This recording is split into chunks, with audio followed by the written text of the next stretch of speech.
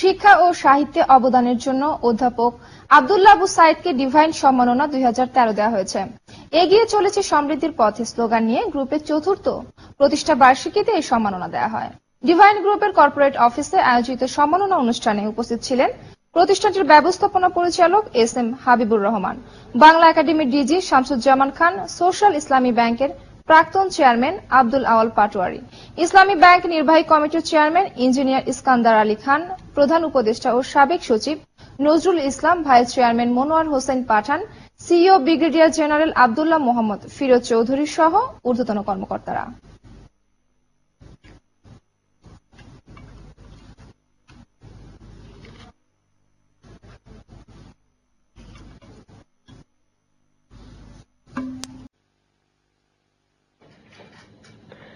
Divine সম্মাননা 2013-তে ভূষিত হয়েছেন অধ্যাপক আব্দুল্লাহ আবু সাইদ।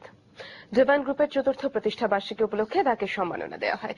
সংবর্ধনা অনুষ্ঠানে ডিভাইন গ্রুপের ব্যবস্থাপনা পরিচালক এস.এম. হাবিবুর রহমান তার হাতে সম্মাননা তুলে দেন। অনুষ্ঠানে বাংলা একাডেমির মহাপরিচালক শামসুজ্জামান খান সহ বিশিষ্টজনরা উপস্থিত ছিলেন।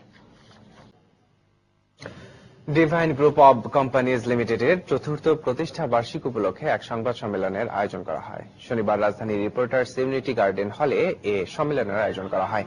এতে উপস্থিত ছিলেন কোম্পানির চেয়ারম্যান মনোয়ার হোসেন পাঠান সহ ঊর্ধ্বতন কর্মকর্তারা। এবারের প্রতিষ্ঠা বার্ষিকীতে অধ্যাপক আব্দুল্লাহ আবু সাইদকে সম্মাননা প্রদান করা হবে বলে সম্মেলনে ঘোষণা দেওয়া হয়।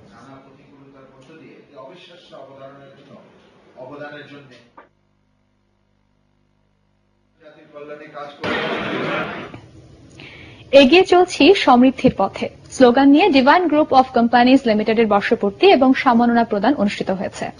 রাজধানীর বাড়িধারায় আয়োজিত এই অনুষ্ঠানে দেশের শিক্ষা ও সাহিত্যে বিশেষ অবদানের জন্য জাতীয় অধ্যাপক আব্দুল্লাহ আবু সাইদকে ডিভাইন প্রতিষ্ঠা বার্ষিকী সম্মাননা 2013 দেওয়া হয়। ইফতার ও নৈশভোজের মধ্য দিয়ে শেষ হয় এই অনুষ্ঠান।